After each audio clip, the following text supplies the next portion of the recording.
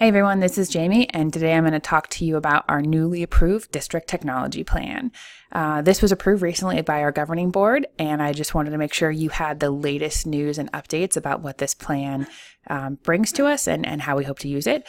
I also want to send a big shout out to the district writing team that really helped put this together. We had over 30 people sign up participating in different capacities, but a lot of the conversations we had led to what was developed, so I'm super grateful for that.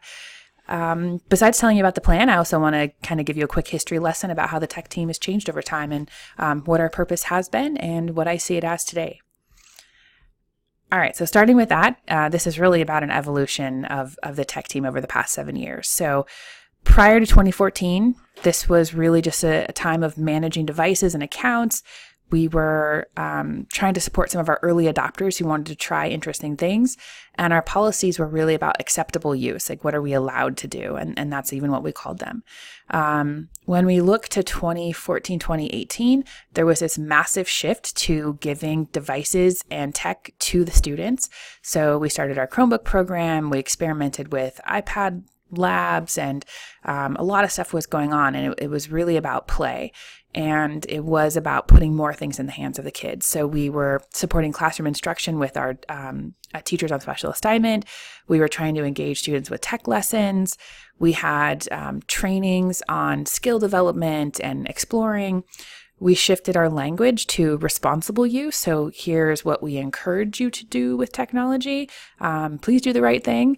And we really emphasized digital citizenship and literacy as part of our program. And then when we look at last year to kind of going forward, there's been this concerted effort to really build an ecosystem. How do we start bringing everything into one place to make it more cohesive? How do we abandon the things that weren't quite working as well and learn from them and move on? And I'm really interested in this idea kind of shifting away from engagement to empowerment and really putting the emphasis on this transfer of kind of knowledge, information, experience so that our students and teachers and parents all are a bit stronger with technology through experiences with us. So really just kind of empowering the user. I want to see a shift to see tech more as a tool than as kind of like a driver or just things that we're doing every day, but like making a deliberate choice with it. And then I want to reinforce that education and learning is our main purpose. So technology may support that, it may not support that, but at the end, it's what's happening in the classroom and what do we want to see in terms of outcomes with our students. And to make this happen, we're really looking at 6 specific pillars. So that's going to be what I tell you a little bit more about. Okay. But let me tell you, a highlight kind of showing a change over time. So we used to have forms for kids that were more about kind of warning versus informing. And so we've shifted that. So this is a quick look at our Chromebook Checkout form. So it starts out with like, thanks for borrowing a Chromebook. It's got some colors. It even says like, after we tell them like, don't break this, but if you do, come tell us. It's okay. We'll help you. It says one more thing. Don't stare at the screen for too long. Talk to your friends, watch the sunset, do cartwheels, whatever. Enjoy a rich life beyond your Chromebook. So that's our new checkout form. Here's our old one, just as a blah, blah, blah, legalese, danger, danger, don't be dumb. So just really nice change, I think, that we've instituted for the kids. Another thing we've added is kind of an onboarding process for our new students. So all the counselors have access to this form. And when students come on campus for the first time, if they're brand new, they get this, they get their email address, they get their password. And we're hoping that it's within 24 to 48 hours of being on campus, they have access to all their tools for instruction. So we're doing a lot of work behind the scenes with ClassLink and a new tool called OneSync to help us make this happen. So kids aren't waiting and falling behind just as they join our campuses. Okay, so here's the new plan, and what I'm really excited to share are the 6 pillars that are going to help organize us and make sure we're focusing on things that are important for today. Teaching, learning, infrastructure, assessment, leadership, community. Those are the big ideas. And we did a study of state plans, a few national the National Technology Plan, a few plans from other states to really see what we wanted to include and incorporate in our plan, and a lot of conversations with the teachers and staff that signed up to be on the writing team and give us their feedback. So this really is about, on the teaching side, supporting and augmenting the instructional experience. So we know we do things really, really well. How can tech support that work? How can tech find gaps and look for ways to help students maybe access things differently? So all about the teaching side. How can tech support that? And then the second pillar is talking about learning. And for me, this is creating a culture of learning where we all recognize ourselves as learners. So when you think about it, the apps on your phone upgrade, your operating system will upgrade. Like everything is just, that's the new reality. I bet your TV software upgrades. And while that can be kind of staggering and challenging when we just get things the way we like it and then it changes, that is the world that we're living in, and the world our students face. So I think we have to be excellent role models, like showing just that constant sense of learning. And yes, it's okay to grumble, and sometimes we're not happy about the changes, but how can we, as a tech team, support that experience and then also make sure you're getting the skills you need as these systems change? So a commitment from us is that we really want to make sure when upgrades do happen or things change, that we give you the tools you need to be successful and be comfortable.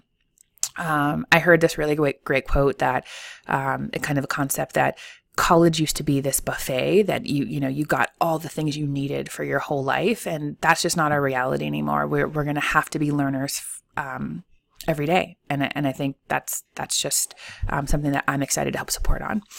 So the next one is infrastructure, and this is, in the most simplest terms, we need to have a network that just is rock solid. So whatever I dream up, whatever you dream up, we can support, and anything is possible. So that's all there is. It just has to be bulletproof. The next three, assessment, leadership, community. So assessment is an interesting one. This is something that there's, a lot of emotion around, but it is an important part of the learning cycle, and we have to know how kids are doing. The tech team can help through making sure everyone knows how to use the data systems that we have. They can interpret the data. Maybe they need some training on what to do with the data, all of that. Like, we can be a part of that. But another side that I find fascinating is that how can we look at alternative assessments? What are some other ways to measure student learning and progress? And what can we do in terms of that? I think that's a fun place that we can innovate. The last two, looking at leadership. So this is about increasing leadership opportunities for everyone to kind of give input and support the technology vision. But also, I want to see ways that we can do more kind of out-of-the-box collaboration. So my team has done a lot of work with student interns in terms of collaborating and having them give us their input. And that's been really, really cool to kind of have that voice from the kids being a part of the work that we do. So I want to make sure that keeps going. But we're also looking for new partnerships. For example, HR and tech have been partnering on hiring processes with kind of exams to kind of test basic skills. And we're also looking at other ways that we can partner in terms of when staff come into our district, how do we support them? And when staff leave, how do we support that? So there's partnerships to be found there. And our very last pillar is community. This one is the challenging one. This is our stretch goal.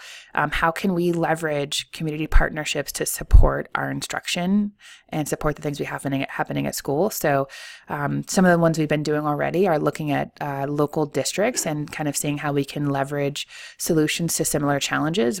We've been working with Arcadia and Bonita on parent education and what that looks like in terms of tech and how can we kind of collaborate on that.